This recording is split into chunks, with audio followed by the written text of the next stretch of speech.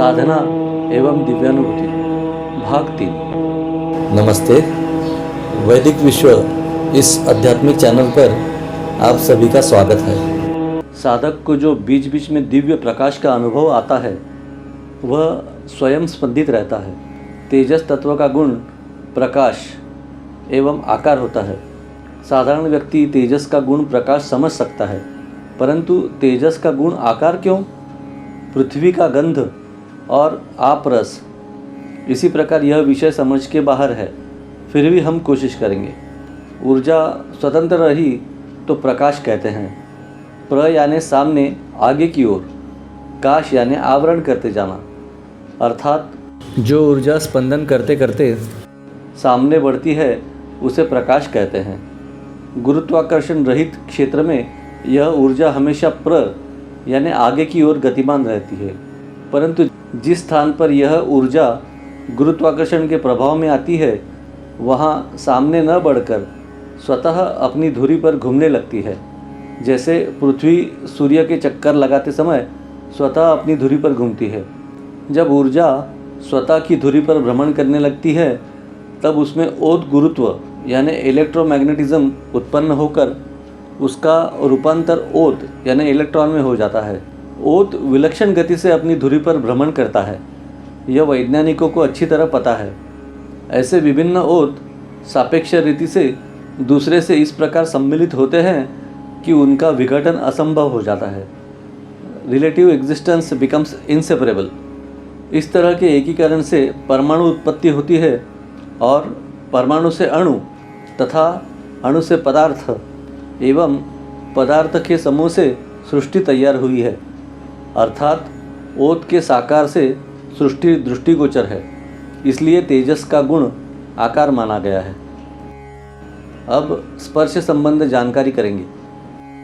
स्पर्श यह वायु तत्व का गुण माना गया है। स्पर्श केवल त्वचा के माध्यम से ही होता है ऐसा नहीं है, बल्कि स्पर्श की भावना शरीर के सभी अवयव अनुभव की जाती है।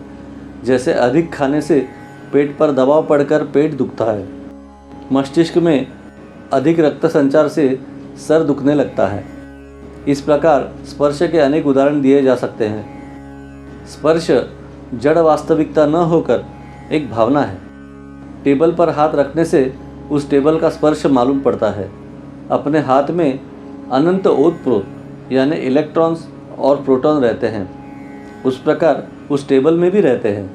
पदार्थ विज्ञान के अनुसार दो ओत कभी एक दूसरे को स्पर्श नहीं करते, क्योंकि ओत गुरुत्वाकर्षण के कारण एक दूसरे से अलग रहते हैं। अब हाथ के ओत और टेबल के ओत यदि आपस में मिले ही नहीं तो हाथ टेबल को स्पर्श करता है ऐसे क्यों लगता है? यह सब मन की भावना का नाटक है।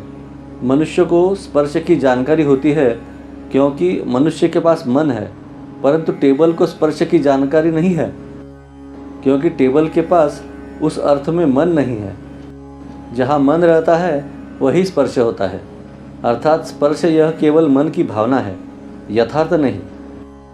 कुंडलिनी जागृत साधक को बाह्य के किसी उत्तेजना सिवाय दिव्य स्पर्श का अनुभव होता है। ऐसे साधक के अंग अंग के प्रत्येक पेशी में स्वच्छंद स्पंदन चलते रहने के कारण दिव्य स्पर्श का अनुभव रहता है। कोई नई बात नहीं है। दिव्य नाद की भी यही स्थिति रहती है। नाद कान की इंद्रियों से सुनाई देता है, परंतु साधक योगी किसी भी अंग से नाद सुन सकते हैं, जिसे अनहत नाद कहते हैं। कान के पर्दे पर वायु लहर से स्पंदन होकर नाद प्रतीत होता है। नाद के लिए बाह्य उत्तेजन की आवश्यकता होती है, परंतु असाधारण साधक के अंग प्रत्यंग नव चैतन्य से स्पंदित होते हैं, इसलिए उसे कान से, नाक से, नेत्र से दिव्यनाद हमेशा सुनाई देते हैं। वे उसकी दिव्य अवस्था के कारण हैं। नाद यह गुण तत्वदर्शन में आकाश तत्व का माना गया है।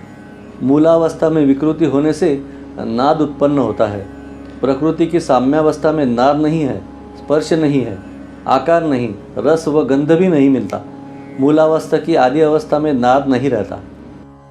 परिमल घ्राणी उरे, इस पंक्ति पद का उपरोक्त भाव हुआ। तो ही शक्ति सवे संचरे मध्य में माझी। तो ही यानी वही, परिमल यानी महक या गंध, मध्यमे माजी यानी सुषुम्ना जागृत साधक कुंडलिनी शक्ति द्वारा दिव्य स्पंदन प्राप्त करता है तथा दिव्य स्पंदन में उसे गंध का दिव्य अनुभव मिलता है। दिव्य गंध स्वयं स्फुरित दिव्य कुंडलिनी शक्ति में परिणत होकर मध्यमा यानी सुषुम्ना नाड़ी में संचरित होता है। दिव्य गंध, स्पर्श, नाद, रस आदि का बारंबार अनुभव करने की इच्छा करना उत्तम साधना अवस्था प्राप्त करने की दृष्टि से अयोग्य है। एक अवस्था का अनुभव प्राप्त करने के बाद साधक को उसका त्याग कर उससे उच्च अवस्था में जाने का प्रयास करना चाहिए। प्राप्त अवस्था में व्यस्त रहना या बार बार अनुभव लेना अर्थात एक मैट्रिक पास करने की इच्छा रखने वाले विद्यार्थी ने पहली कक्षा पास करने के बाद उसी कक्षा में रहने का आग्रह करने जैसा है। बहुत से साधक प्राप्त अवस्था का अनुभव आने पर उसी में लीन रहते हैं, जिसके कारण उनकी प्रगति रुक जाती है। साधक श्रेष्ठ पद को नहीं पहुंच सकता है। जैसे सीढ़ी चढ़कर ऊपर जाने के लिए जब तक पीछे की सीढ़ी छोड़ी नहीं जाती तब तक आगे की सीढ़ी चढ़कर ऊपर नहीं पहुंचा जा सकता। दिव्य अनुभव लेने की अवस्था की प्रगति करके साधक उसे अपनी मूल शक्ति अर्थात कुंडलिनी शक्ति में परिणत कर उसका संचार सुषुम्ना में प्रवेश करता है। उस अवस्था को ज्ञानेश्वर महाराज कहते हैं, तो ही शक्ति सवे संचरे मध्यमे माजी। भारत की प्राचीन विद्या योग साधना के प्रसारण हेतु इस चैनल की निर्मित की गई है। जानकारी अच्छी लगे तो सब्सक्राइब कीजिए, शेयर कीजिए। धन्यवाद।